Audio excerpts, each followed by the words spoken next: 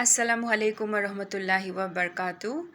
আল্লাহৰ জিকিৰ মানে আমি সকলোৱে এটাই বুজি পাওঁ যে আমি যি তসবিহ কৰোঁ, আমি যদি কিবা সুবহান আল্লাহ, আলহামদুলিল্লাহ, আল্লাহু আকবাৰ এনেকৈ আমি যিবিলাক কলিমা হওক, চূৰা হওক বা কিবা আয়াত হওক, অকল সেইখিনিয়েহে আল্লাহৰ জিকিৰ বুলি কোৱা নহয়।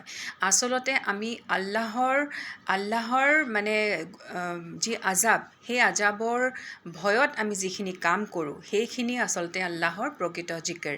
উদাহৰণস্বৰূপে কোনোবা মানুহে যদি আমাক খুব বেয়াকৈ ক'লে বা আমাৰ লগত কিবা বেয়া আচৰণ কৰিলে, আমাক দুখ দিলে, সেই সময়ত যদি আমি তেওঁক প্ৰত্যুত্তৰ দিব পাৰিও আমি যদি তেওঁক মাফ কৰি দিওঁ আৰু আমি নিজেই যদি সবুৰ কৰোঁ, গতিকে এইটোহে আচল আল্লাহৰ জিকিৰ।